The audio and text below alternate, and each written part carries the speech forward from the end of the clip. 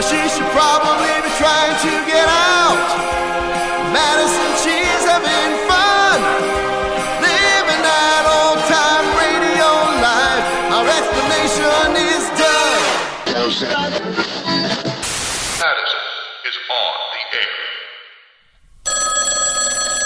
Ladies and gentlemen, the ringing of that phone bell means mystery, adventure, and probably extra work for me. Yellow, go for Madison. Madison. I mean, Nero Wolfe's office. Madison Standish speaking.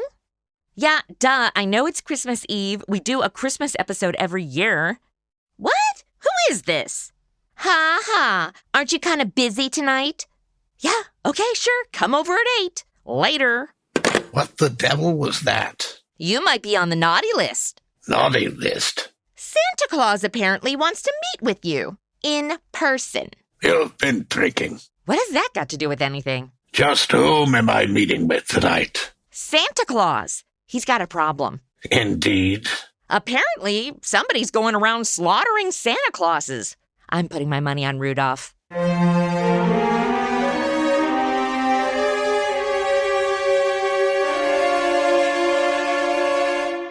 Ladies and gentlemen, it's the bulkiest, smartest, and most unpredictable detective in the world, that chairborne genius, Nero Wolfe. What the announcer tune means is Nero Wolfe is like 300 pounds. And they kind of make that his defining characteristic. Rude, I know. But he's also like a brilliant detective. However, he doesn't like to leave the house, so he makes his assistant Archie do all the legwork for him. Well, Archie asked me to cover for him for the holidays. Told me it's the slow period and I totes get paid to just, sit around. Which was true until we got the call from old Saint Nick.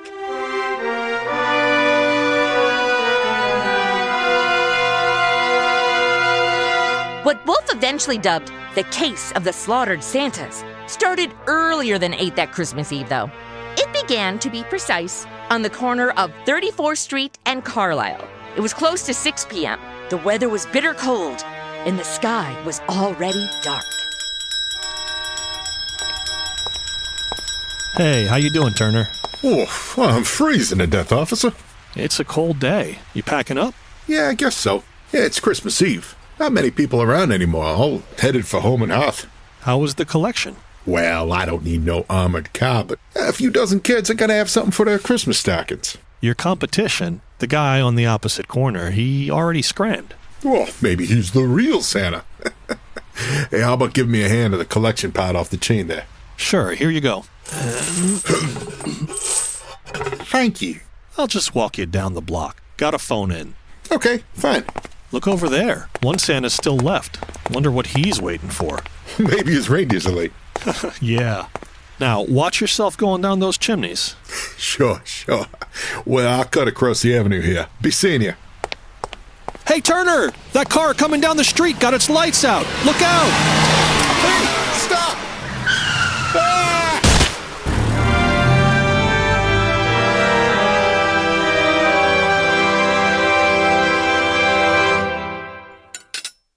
Hey, Peg. Yeah? Did I ever tell you I love you? Oh, it's not me you love. It's the hot soup. Ah, now, you're not the only woman who can cook a dish of soup.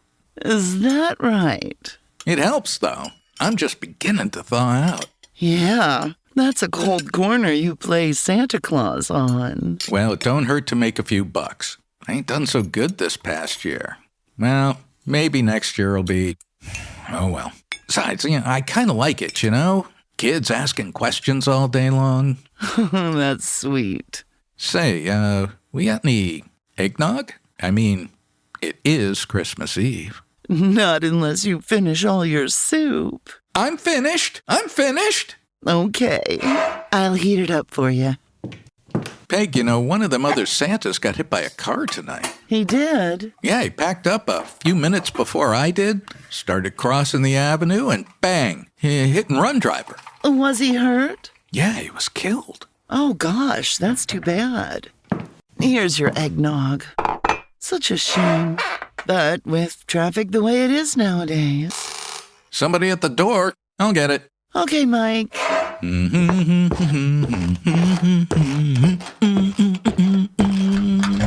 Yeah? Can I help you?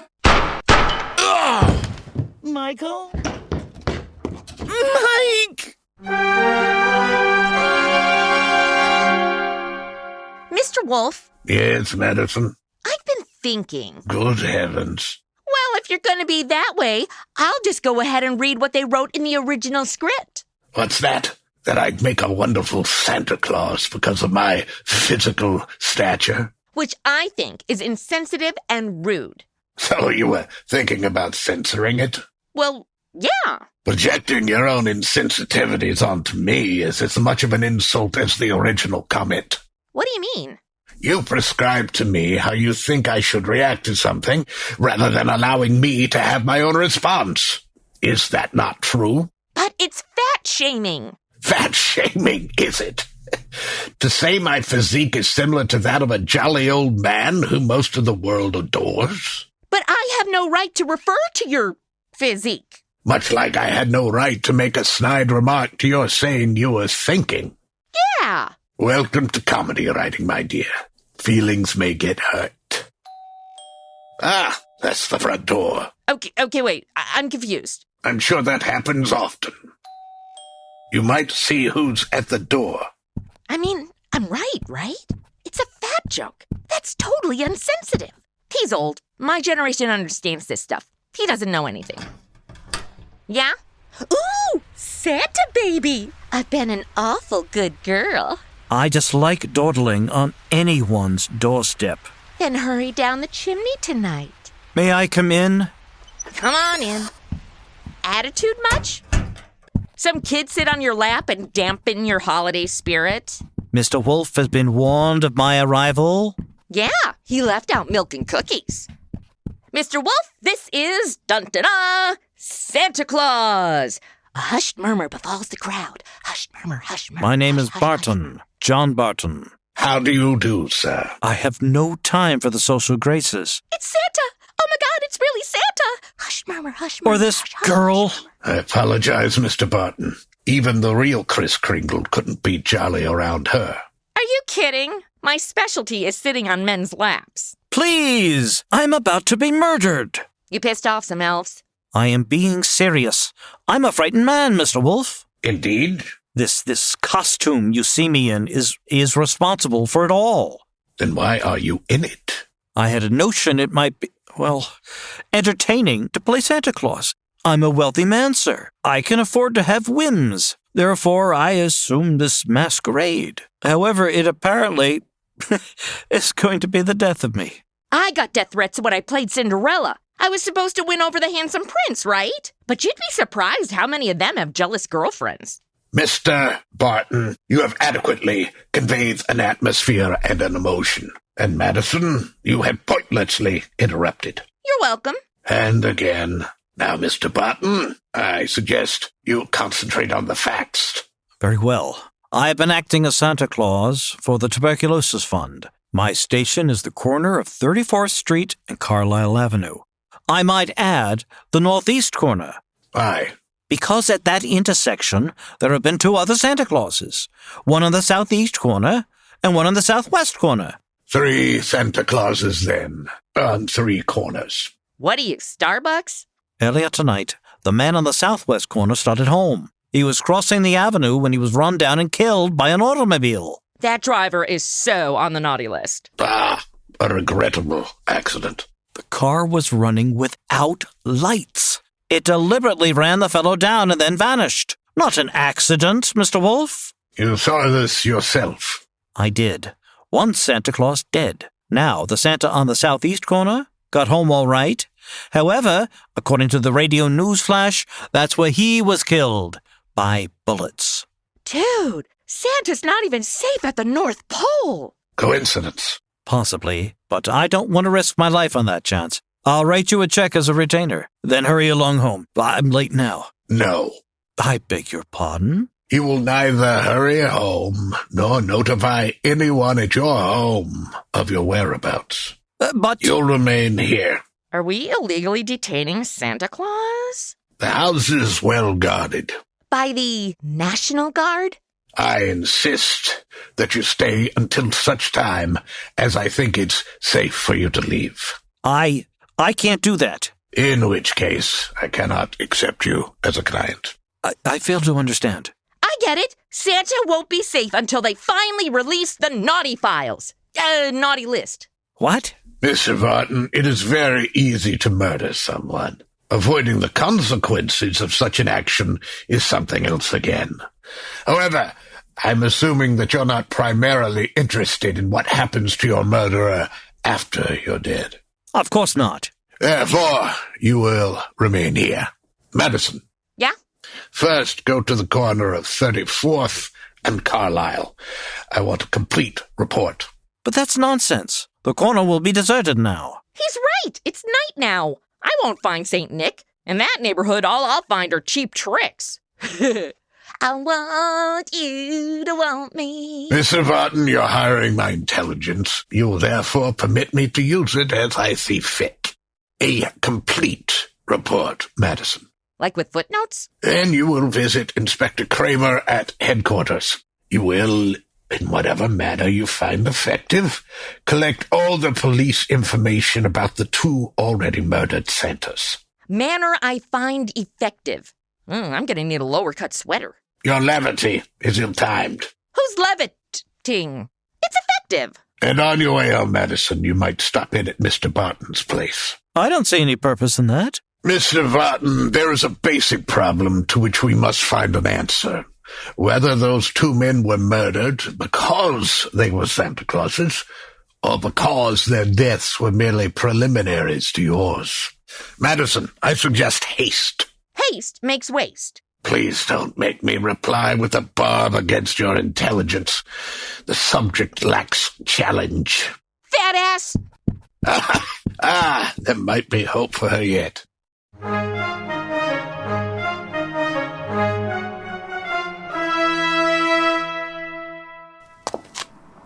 Okay, here we are. 34th and Carlisle. Empty. Jeez, it's freezing out here.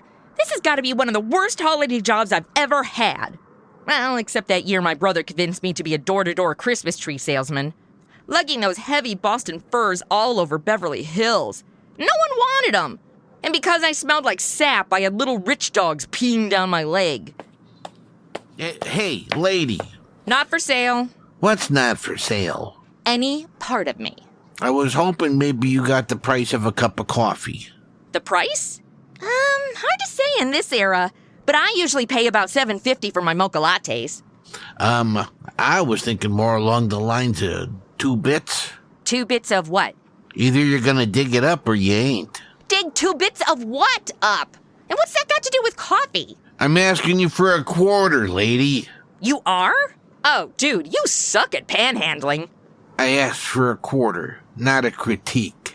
You're also very rude. This is the hardest I ever worked for 2 bits in my life. Okay, here's a quarter. Merry Christmas. Yeah, and a Happy New Year's to you. Aw, being hit up for money on the street by some nasty, dirty guy. If he smelled like pot and threw up on my shoes, it'd be like I was back in L.A. I'll be home for Christmas, if only in my dreams.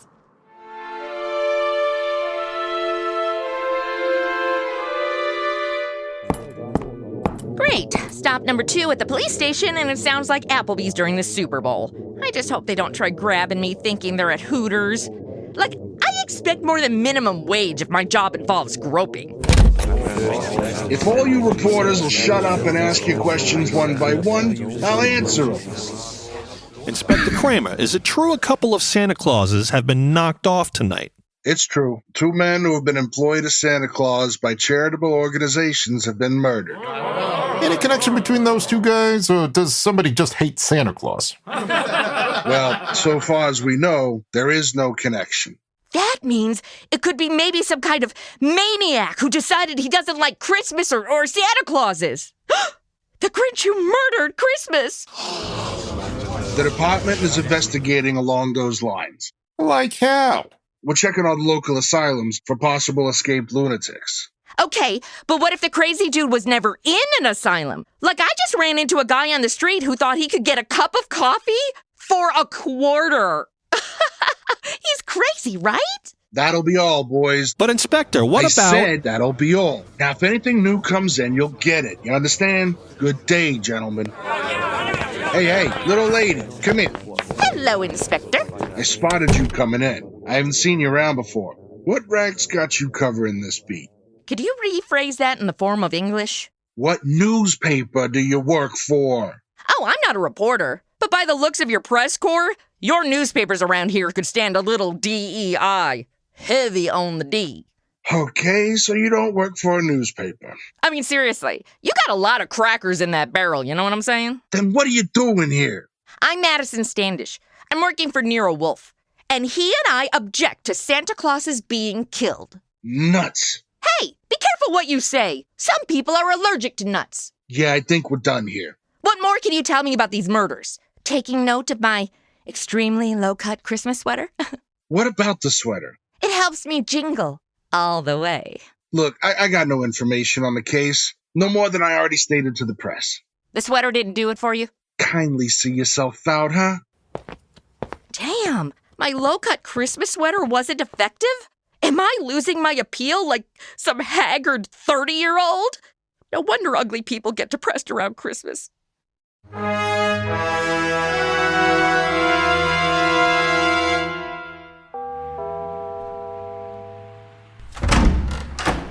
Yes? Trick or treat!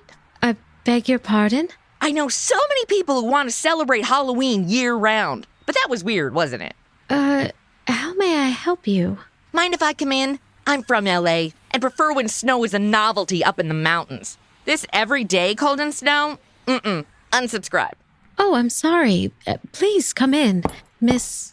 Madison Standish. You the maid or something? No, I'm Laura Barton. I thought you were dressed too nice. Place like this should have a butler, shouldn't it? My mom always wanted to have a butler to answer the door. She thought that would be really high class. So she trained our dog to open the door. But one time it was the mailman and, well, let's just say we lost postal service for a year. We do have a butler, Pleasant, but I'm not sure where he is at the moment. Didn't you give him off for Christmas Eve? No. He usually visits family for Christmas Day. Wait, you said Laura Barton? Mrs. Laura Barton? No. Good. I thought you were too young for John Barton, but you never know with gold diggers. I am his niece. His niece? And you live here? Yes. His grown niece living with him?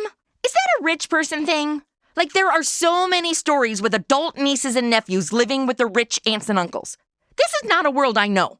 My aunt has a one-bedroom condo in the valley. Ugh. Laura, I was wondering if we had... Oh, I'm sorry. I didn't realize you had a guest. Not my guest, Uncle. No? Then what does she want? Well, I don't know. Wait, this guy's your uncle? I thought John Barton was your uncle. John Barton is my half-brother. And you live here too? Yes. I really am missing out not having a rich family member to live off of. Laura and I seem to be doing all the answering. How about you're answering some questions, starting with who you are? Madison Standish. Wayne Stevens. Now that we've become acquainted, what do you want? For Christmas? Oh, I would love a new iPhone. I haven't been able to upgrade since I got zapped into these old-timey radio shows. What? And then for a stocking stuffer? How about some Wi-Fi so I can actually use it? I think you've knocked on the wrong door. Laura, see her out. No, wait, hang on. I came to see Mr. Barton. He's not at home. What did you want with him? Conversation? About? About him having a spare room so I could move in? Miss Standish, you must have some reason for coming here. Some reason concerning my uncle? Laura, you're being imaginative. Well, Uncle John is late. He's probably still on that street corner playing Santa Claus. He enjoys it. I know, except... Except he's never been this late before? Well, no. Not since he started that masquerade of his. Laura, did you ask Pleasant? No, he's not here. Well, that's just typical. Yes, it's so hard to find good people to overwork and underpay these days. Pleasant is probably in his room getting drunk. He likes to look on the wine when it's red, or even when it's white. He's home? Can I speak with him? No, I take that back. Now that I think of it, he prefers Irish whiskey. We don't stock it, so he goes out.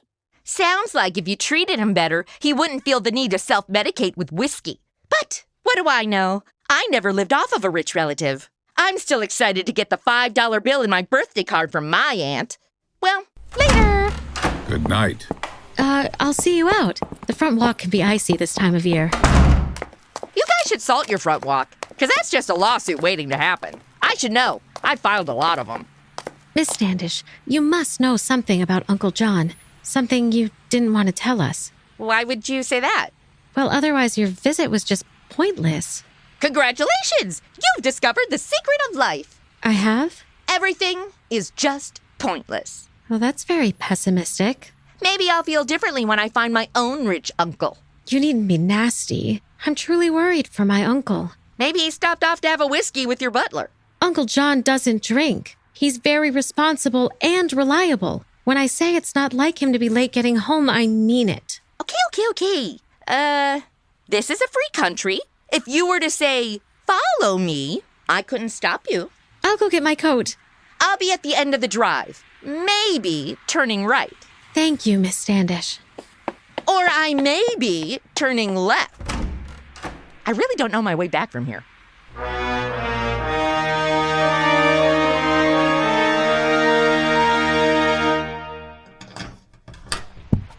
Is that you, Madison? Yeah. Well, it certainly took you long enough. If my iPhone could connect to GPS, I wouldn't keep getting lost. Hey, where's Santa? Guest room. He was tired. Now, your report. First, I gotta say, I was followed home. Followed? She's really cute, and it's so cold out there tonight, I couldn't bear to leave her whining on the front step. Nothing doing. I abhor dogs. Good, because it's not a dog, it's a woman. Phooey. I could give her a bowl of kibble, but she might freeze to death out there. That's her problem. Your report, Madison. Damn! You're so cold I might freeze to death in here. The sooner I get the report, the sooner you can let your little stray inside. Okay, fine. The corner of 34th and Carlisle is totes dead at night. Nobody around except for some guy who wanted 25 cents for a coffee. You will not put that quarter on the expense account. I'll cover it. I consider coffee humanitarian aid. Nothing else? There were 4 corners. Brilliant investigative work. I tell you to stop jumping in and interrupting, but it's the most exercise you've gotten all day. You're getting better at this. Corner number 1 had a toy shop. Corner number 2, shoe store. Oh, and some of the shoes they had were so cute. These little shorty winter boots with a heel and faux fur. Madison. Third corner, drugstore. And, drumroll please, the 4th corner had a bank on it. A bank? Interesting. And Inspector Kramer's information consisted of? Not much. No connection between the 2 murdered Santas. Except for the fact that they were both playing Santa Claus. Well, yeah, given. So your means of extracting more information from the police was not very effective then. I went in with my low-cut sweater. Maybe he plays for the other team. And the rotten home? Gorgeous. Vaulted ceilings, marble floors, mahogany staircase. Any information outside of what was written in Architectural Digest? Butler's a drunk, Barton is never late, and his niece and half-brother live off of him. Did you get any of their names? Or is that too much for me to ask? Pleasant Laura Stevens. What do I care if Laura Stevens is pleasant? No, the butler is pleasant, and I asked for their names, not their personalities. Try rubbing those 2 brain cells you have together and actually answer my question. Listen to me. The butler is pleasant. You're trying to frustrate me into letting the girl in. I assume it was the niece who followed you here. Well, yeah. Fine. We'll let her in. He's super cranky. He must have missed second breakfast. Laura? Laura! Yes? Oh, for a second there, I thought that statue was you frozen like the White Witch in Narnia. It's a statue of a horse. You could be a centaur. Hurry up, Madison. I haven't got all night. Laura Barton, the always fat but never jolly Mr. Nero Wolfe. All right. You're getting a bit too free with those comments now. You encouraged me to be a mean girl. I can't just turn that off. How do you do, Mr. Wolfe? How much money do you inherit on the death of your uncle? What? That is what's known as the shock treatment. However, I need an answer. Uncle John isn't dead, is he? What makes you think he's dead? Madison, that is not the line of questioning I am pursuing. What makes you think you shouldn't pursue it? Answer the question, Miss Barton. How much? Half his estate. And the other half? My other uncle, Wayne Stevens, Uncle John's half-brother. Very well. Madison, will you go upstairs and inform Mr. Barton that his niece is here? Uncle is here? Yeah, but truth be told, he's a pretty snooty Santa. Like, I think he'd demand name-brand cookies. They want me to give them toys, but instead of Oreos, they left me Hydrox? Next house, Rudolph.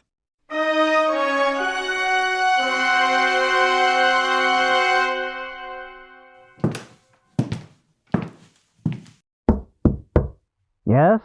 It's Madison, Santa. Time to bring joy to all the little girls and boys.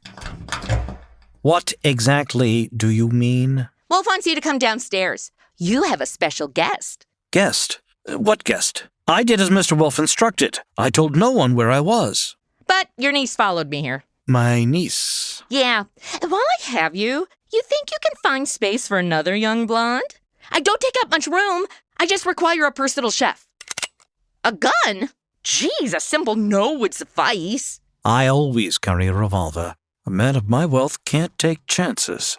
I've had worse landlords. Turn around, Miss Standish. If you're sizing up my ass, I don't trade sex for rent. Not again. Couldn't exactly get a receipt, so when the jerk evicted me, no legal recourse. Miss Standish. What I can offer you is my coming down to breakfast in just a bra and panties. Deal? No, you and Mr. Wolfe were supposed to be protecting me. We are. Hence the accommodations in Wolf's house. Might not be as fancy as your place, but at mine, the pipes keep freezing. My landlord told me water was a seasonal utility. But you let that girl into this house. If I had the time, I'd be amused. As it is... Oh, bad Santa. Ugh.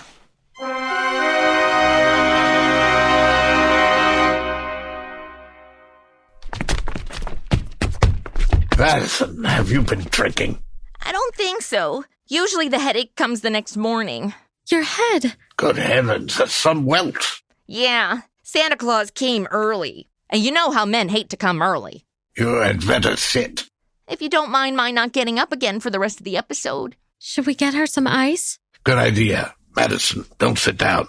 Get yourself some ice first. Wow, you won't even get out of that chair to walk 5 feet into the kitchen? Why should I? You're already standing. I guess you need a dinner bell for inspiration. And here I was, refraining from any comments about how little damage you would sustain from a knock to your head. I can get the ice for you. Nah, you got bigger problems. After your uncle hit me, he took off. Oh, no. Indeed? Yeah, must have used the back staircase. Did he offer a reason for his peculiar behavior? Her. Me? Interesting. I don't understand. Uncle John wouldn't do... Uncle John apparently has done. He also, it would appear, fancies himself in costume. Like a drag queen? Well, he used to be very much interested in the stage. He acted for a while a long time ago till the family objected. To him being a drag queen. Madison? The phone is literally arm's length in front of you on the desk. I'm not paying you so I can answer my own phone. Yellow. Nero Wolfe's office. The slightly concussed Madison Standish speaking. So you do work for Nero Wolfe. Good to know. This is Inspector Kramer. Let me have Wolfe. It's Inspector Kramer. Could I get that ice now? And maybe some aspirin? Just wait there. I may need you. Yes, Inspector. You're working on the Santa Claus case, aren't you? A possibility. You didn't send that girl to headquarters on a possibility. Now look, if it doesn't strain your professional ethics, you might be able to help. How? There's a bank on the corner of 34th Street and Carlisle. We got the thought that a gang might be preparing to take that bank tomorrow morning. Those Santa Clauses have been on the corner for nearly a week now. They might have noticed something about the bank's routine, guards or what have you. Something that could interfere with the gang's plan. I have, at the moment, no opinion. That's all you're going to give us? At the moment. However, Inspector, in a very little while, I shall give you the murderer. Madison, Miss Barton will remain here with me. As for you... I should rest in case I suffered brain damage? If that were the case, how would any of us be able to tell? I'm gonna lock the refrigerator. Then we'll see how clever you are. You'll return to 34th Street and find our coffee-loving friend. You're sending me on a coffee run? I'm sending you to find the panhandler who asked you for money for coffee. But I could still go on a coffee run. A mocha latte would sure help this bump on my head. You may return here with coffee as long as you also return here with the panhandler. A minute ago, you got upset thinking I brought home a stray dog. But you're good with me bringing home some crazy lunatic? Well, chances are he's housebroken. You are clearly not acquainted with crazy lunatics.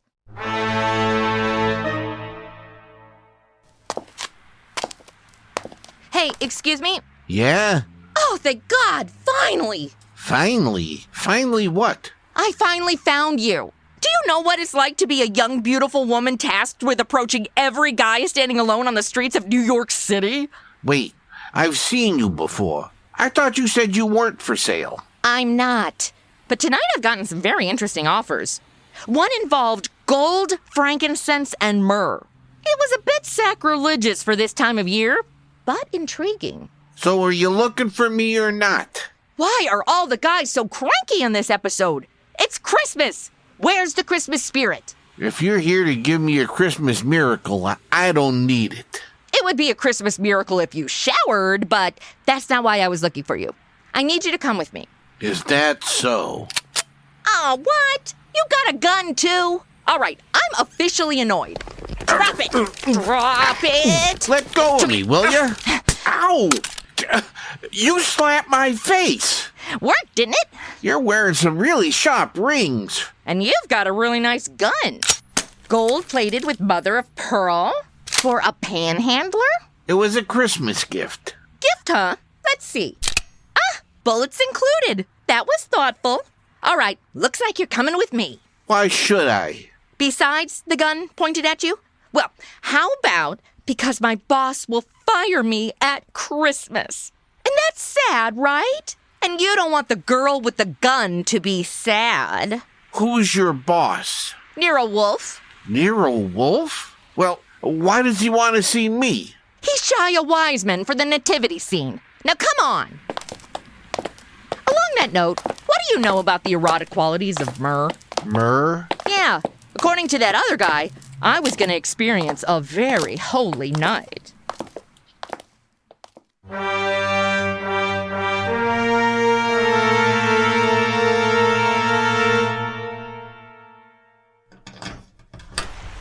That you, Madison? Yep. Hurry, we have guests waiting. Christmas guests? Oh, Laura's other uncle. I thought you might be home waiting for the arrival of 3 ghosts. Laura rung me. We're both terribly worried about John. So worried that at your place you gave me the bum's rush? Oh, no offense. Why did you direct that at me? Would you like a mirror?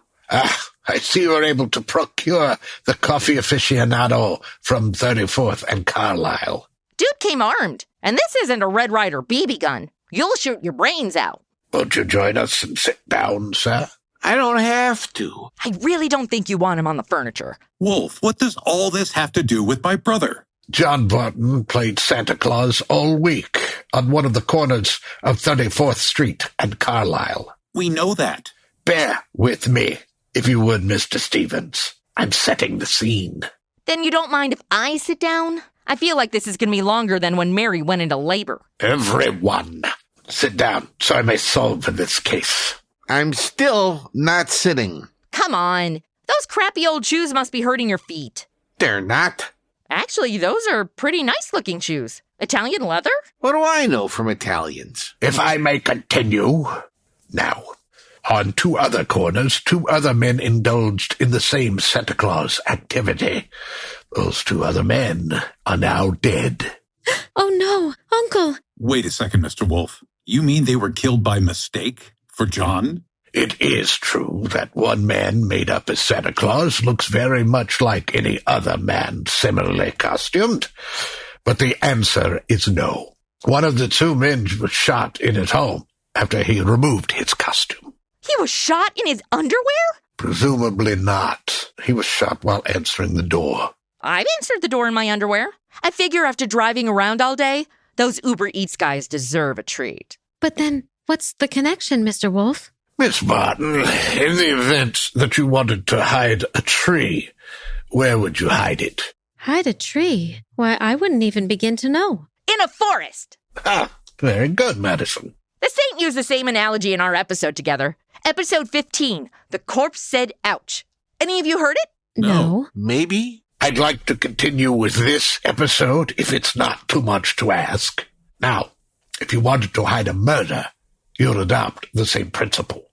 Wait, you mean that if someone wanted to kill Uncle John and didn't want to be suspected, He'd go about murdering several people with an ostensible, if lunatic, reason. He would, let us say, go about killing Santa Clauses. Oh, I get it. So then people would think the man the murderer really wanted dead had just been a random victim lumped in with all the others. True. That is why. That's how I got Lissa Clark kicked off the cheerleading squad. I hated that my BFF Andrea got swept into the Nair in the shampoo bottle scandal, but Lissa had to go. That was why 2 Santa Clauses were murdered tonight. The third Santa Claus, however, the real object of the murderer's attention, was luckier or suspicious. He fled. Do I have to hang around here and listen to all this? You do, my unwashed friend. Unwashed? Dude, your face is so dirty, it looks like you smeared charcoal all over it, which I highly recommend as a cleansing and exfoliating mask. Seriously, when you wash all that off, you're gonna have glowing skin. As it stands, Mr. Barton fled, and the murderer was in a quandary. He had invested in 2 murders merely to make the third one confusing, but he found himself unable to commit that third murder. He couldn't find his victim. Could he ask the police to do so? No! That was rhetorical. Oh, what? Did you go to Harvard before you started begging for quarters? Or was that your major? Mr. Wolfe, you said he wouldn't go to the police. So where would he go? The murderer might try to inveigle a private detective, such as myself, into the job. That makes sense, Mr. Wolfe, but why would my brother have deliberately fled from your house? He was protected here. Well, a man in a Santa Claus costume came here and said he was Barton. However, he was an obvious imposter. He proved that by his flight when his niece came here. You mean he could fool you, but he knew he wouldn't be able to fool me? Precisely. Therefore, it was not Barton. Who was it? Who else had disappeared at the propitious moment? You mean the butler did it? Are we ending on a cliché? He was an accomplice, but not the murderer. Madison, that gun you took from the dirty gentleman, you still have it? Yeah, I put it in my purse. Would you mind retrieving it and pointing it at Mr. Stevens here until the police remove him? Sure thing. You can't hang this on me. What about Laura? Uncle Wayne! Would Pleasant have hit Madison over the head and fled when Miss Barton arrived here if Laura were in on the plan? Of course not. She'd have been privy to the masquerade. Ah, damn it. I like this purse. Inspector Kramer and his posse. What impeccable timing. We heard the shot from the kitchen. It's too late. My Gucci bag is dead. Don't move, Stevens. And don't talk either. What you say may be held against you and so forth. The police have been here all along? You telephoned Stevens, while I telephoned the police. But where is Uncle John? Why, he's in this very room. You mean... I do. The nice shoes, the charcoal? And I bet that's a wig. Ow! Dude, you have a nice head of hair for someone your age. Uncle! Yes, my dear, it's me. Miss Barton told us her uncle used to be an actor on the stage. So he was pretending to be a homeless guy begging for money. But he was really surveilling the street corner. So I gave a quarter to a millionaire? Not very willingly. Hey, that might be charcoal on your face, but the B.O. is real. I can't believe you fooled everyone. No one recognized me. Well, except, of course, you, Mr. Wolfe. Not recognition, Mr. Barton. Logic. I never should have picked you as the patsy detective. Unfortunately for you, you have no way of amending that poor decision. Come on, Stevens. Let's get you down to the station and book so I can salvage some of my Christmas Eve. Hey, thanks, Wolf. My pleasure, Inspector. My pleasure. Madison, open some beer for us. Beer? Not eggnog or something more festive? How about a gingerbread martini? It's like having a cookie and a glass. With booze. Foy. I think you mean bah humbug. Unless that's copyrighted. Well, I am feeling quite festive. I owe you a good deal, Mr. Wolfe. How can I ever repay you? Oh, I don't require much. You can just make out a festive check. Sign your X on the line, Santa baby, and hurry down the chimney tonight. Just pay me so I can get out of here.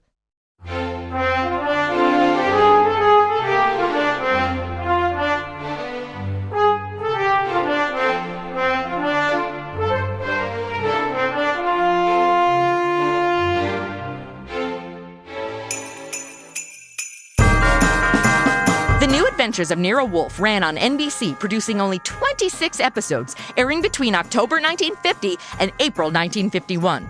The series was based on the detective genius originally created by Rex Stout in 1933.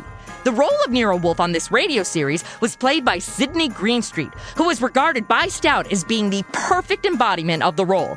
Unfortunately, Greenstreet, known for such films as The Maltese Falcon and Casablanca, had a similar physique to the iconic detective. He suffered from diabetes and kidney disease and passed away in 1954. Nero Wolfe, in all the forms the detective took, from novels, radio, television, movies, and even a cookbook, is remembered for the great characterizations of Wolfe and his assistant Archie Goodwin, who are still beloved in the world of noir today. Hey everybody, it's Madison. Thank you so much for listening. Don't forget, we have a Patreon. What? Like every other podcast out there? Yes! For only $5 a month, you can get sneak peeks and Madison exclusives. But mostly, you're helping to support our little indie show. Link in the show notes. But I know it's hard to financially support all of your favorite shows. So really, if you could write us a nice review, give us 5 stars, or a shout out on your favorite socials, anything to help get the word out would mean so much. Okay, announcer dude, roll the credits. Madison on the Air was written and produced by Chrissy Talent Sage with music composition and audio engineering by Jeremy Sage. The role of Madison Standish was played by Chrissy Talent Sage. Bran Peacock appeared as Nero Wolfe. Other actors in the cast were Chelsea Greer as Laura Barton, Scott Barry as Inspector Kramer, Jerry Kokich as Wayne Stevens, the real John Barton was played by Paul Arabisi, and the butler Pleasant posing as John Barton was played by Scott R. McKinley. AJ Fidalgo appeared as the beat cop and Reporter 1, Joe Slepsky played Turner and the Sidewalk Santa and Reporter 2, Tom O'Connor appeared as Mike, and Julie Hoverson as Peg. Our announcer was James C. Taylor.